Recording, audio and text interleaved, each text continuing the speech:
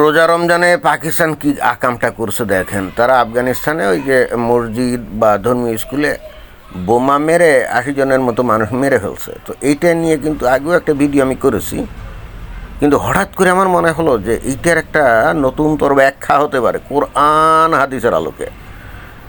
কোরআন হাদিসের আলোকে এটার একটা নতুন ব্যাখ্যা হতে পারে। এবং ওইটা মাথায় আসার সাথে সাথে আমি কিন্তু আর স্থির থাকতে না পেরে এই ভিডিওটার অবতারণা করে ফেললাম। অবশ্যই আপনারা মনোযোগ দিয়ে শুনবেন।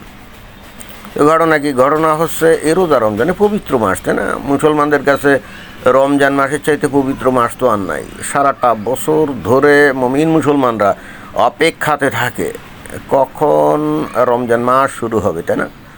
এবং আল্লাহকে খুশি করার জন্য তারা সারাদিন না খেয়ে থাকে। যদি অবশ্য এর পরে যা খায়, অর্থাৎ সেই ইফতার থেকে শুরু করে সেহেরি পর্যন্ত যা খায় সেটা কিন্তু রমজান ছাড়া অন্য সময় নর্মালি এত খাইতো কিনা সন্দেহ। যাই হোক, সেটা ভিন্ন কথা। আসল কথা হচ্ছে এই রোজা রমজান অর্থাৎ পবিত্র মাসে পাকিস্তানি সেনারা মনে হচ্ছে যে পাগল হয়ে গেছে। অনেকটা বলা যায় যে তাদের উপরে মনে হয় যে শয়তান ভর করছে, এবং সেই হেতু তারা কথা নাই বার্তা নাই গিয়ে এই আফগানিস্তানে এই যে মসজিদের ওপরে বা মাদ্রাসার ওপরে আক্রমণ চালাচ্ছে। এখন কোরআন হাদিসের আলোকে এই ঘটনাটার একটা ভিন্ন ব্যাখ্যা বা ভিন্ন চিন্তা সেটা আসলে কি, সেইটা জানতে গেলে বা জানার আগে আমাদেরকে একটু হাদিসের আলোকে দেখতে হবে।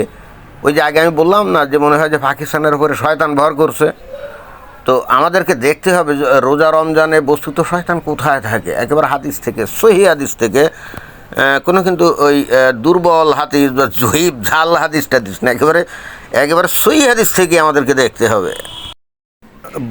সহি বুখারী ইসলামিক ফাউন্ডেশন থেকে প্রকাশিত অধ্যায় হলো ২৩। বিষয়বস্তু হলো সাওম অথবা রোজা, সাওম বা রোজা। হাদিস নম্বর হলো 1778। হ্যাঁ, 1778। তো এখানে কি বলছে যে আবু হুরায়রা রাদিয়াল্লাহু আনহু থেকে বর্ণিত, তিনি বলতেন রাসূলুল্লাহ সাল্লাল্লাহু আলাইহি ওয়াসাল্লাম বলেছেন, রমজান আসলে আসমানের দরজাসমূহ খুলে দেওয়া হয় এবং জাহান্নামের দরজাসমূহ বন্ধ করে দেওয়া হয় এবং শৃঙ্খলিত করে দেওয়া হয় শয়তানকে। এই যে আসমানের দরজাসমূহ বলতে আসলে বোঝাচ্ছে যে বেহেশতের দরজাসমূহ খুলে দেয়। এখন কী কারণে খুলে দেয় কে জানে। আর জাহান্নামের দরজা বন্ধ করে দেওয়া হয় সেটাও বা কী কামে কে জানে। কারণ এই জান্নাত অথবা জান্নাতে কেউ তো এখনও যায় নাই, তাই না? এখানে খুলে দিলেই কি আর না দিলেই কি, কারণ এখনও কিয়ামত হয় নাই, বিচার আচার হয় নাই। ওই মুমিন মুসলমানরা এখনও কেউ বেহেশতে গেছে যাওয়ার তো কথা না, বা জাহান্নামে গেছে, বিচার আচারিত হয় নাই। তবে হ্যাঁ, ওই যে যারা নাকি শহীদ হয় আল্লাহর রাস্তায়, তাই না, তারা তো নাকি একেবারে বিচার আচার ছাড়াই তাৎক্ষণিক বেহেশতে চলে যায়, এরকম একটা বক্তব্য আছে। তো তাই যদি হয় তাহলে তাৎক্ষণিকভাবে জাহান্নামে তো এখনও কেউ যায় না। আচ্ছা, যাই গিয়ে ওইটা আসলে এখানে বিষয় না। এখানে আসলে বিষয়টা হচ্ছে এই যে লাস্টের বাক্য, এখানে বলা হচ্ছে যে আর শৃঙ্খলিত করে দেয়া হয় শয়তানকে। অর্থাৎ অন্য কথায় আল্লাহ শিকল দিয়ে বেঁধে রাখে। অন্য একটা হাদিসে বিস্তারিত বলা আছে, ওই যে সাগর নাকি মহাসাগরের মধ্যে কি একটা নির্জন দ্বীপ আছে, ওই দ্বীপে নিয়ে নাকি শিকল দিয়ে বেঁধে রাখে। এখন এই শিকল কি লোহার শিকল নাকি দড়ি দিয়ে কি জানি, লোহার শিকল হবে হয়তো, নাকি লোহার শিকলই হবে। তো এই শিকল টিকল দিয়ে নাকি শয়তানকে বেঁধে রাখে, তাই না?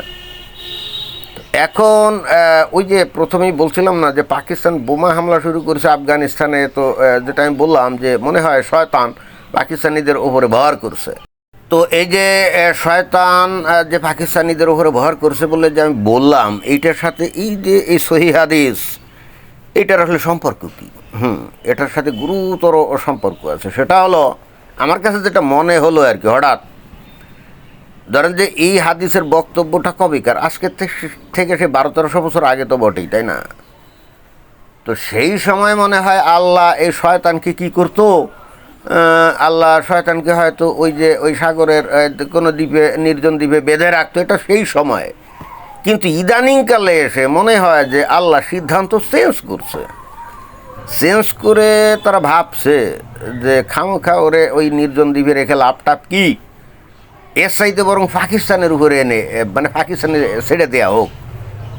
আমার ধারণা আল্লাহর সিদ্ধান্ত চেঞ্জ করে এই শয়তানরে পাকিস্তানে এনে ছেড়ে দিয়েছে, এবং যে কারণেই বস্তুত পবিত্র রমজানের পবিত্রতা রক্ষা না করে পৃথিবীর সবচাইতে বেশি খাঁটি সহি মুমিন মুসলমান এই আফগানিস্তানের তালেবান তাদের ওপরে এই যে পাকিস্তানিরা গিয়ে বোমা ফেলছে। এইটা শয়তান ছাড়া আর কি অন্য কেউ এই ধরনের কাজ করবে বলেন? খাঁটি সহি মুমিন মুসলমান তাদেরকে হত্যা করার প্ল্যান পায় তারা কে করতে পারে? এখন শয়তান ইসলাম অনুযায়ী। তো পাকিস্তান যদি সেই কাজটা করে তাহলে শয়তান অবশ্যই তাদের ওখানে ভর করছে, তাহলে অবশ্যই আল্লাহ কী করছে? এই নির্জন দ্বীপে এই শয়তানটা বাঁধে নাই।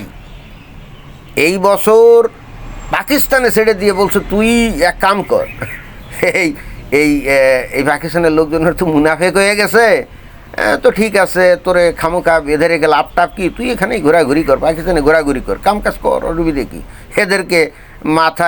এদের মাথায় শয়তান হিসেবে ভর কর, এদেরকে দিয়ে আকাম কুকাম কর, যাতে করে এরা জাহান্নামের রাস্তা পরিষ্কার করতে পারে। আমার তো ভাই সেটাই মনে হচ্ছে নাকি। তবে দ্বিতীয় আর একটা সম্ভাবনাও কিন্তু আমার মাথায় উকিঝুঁকি দিচ্ছে, যদিও সেটা খুবই অসম্ভব একটা কাজ, কিন্তু মাথার মধ্যে তো কত কিছু উকিঝুঁকি দেয়, তাই না? তো সেটা কি? সেটা হলো যে হ্যাঁ, আল্লাহ হয়তো এক কাজ করছে, ওই নির্জন দ্বীপে হয়তো শিকল দিয়ে বেঁধে ঠিকই রেখে আসছে, বাট শয়তান কি কাম করছে, ও শিকল মিকল ভেঙ্গে খান খান করে তারপরে চলে আসছে। এসে বস্তুত চিন্তা করছে কোন জায়গায় থাকলে সুবিধা হবে, অর্থাৎ শয়তানের চরিত্র অনুযায়ী শয়তানি বেশি করে এই কিসিমের লোকজন কোথায় বেশি আছে, খুঁজে খুঁজে ও এই রমজান মাসে সেখানেই থাকার সিদ্ধান্ত নিয়েছে। এবং অনেক আলাপ আলোচনা পর্যালোচনার পর আমার মনে হয় শয়তান পাকিস্তানকে বেছে নিয়েছে। কারণ এই সাম্প্রতিককালে পাকিস্তান যে শয়তানি কর্মকাণ্ড করেছে, যেমন ধরেন যে এই যে বাংলাদেশকে কী করছে, ওই T20 ক্রিকেট থেকে বাংলাদেশকে কায়দা করে আউট করে দিয়েছে, কি দেয় নাই? তো এটা একটা ভয়ঙ্কর শয়তানি না? আর বাংলাদেশের মানুষ শয়তানের পাল্লায় পড়ছিল, তাই না? তো এখন দেখেন যে এর সাম্প্রতিককালে যে শয়তানি কর্মকাণ্ড করে ওরা আবার নিজেরা কিন্তু ঠিকই ক্রিকেট খেলেছে এবং টাকা পয়সা হাতিয়ে নিয়েছে, তাই না? তো অতএব শয়তান তার শিকল ভেঙে আমার ধারণা সে ওই সারা পৃথিবী তন্ন করে খুঁজে কোথায় তার উপযুক্ত পরিবেশ আছে সেইটা খুঁজেছে এই পাকিস্তানে এসে ব্যবহার করছে।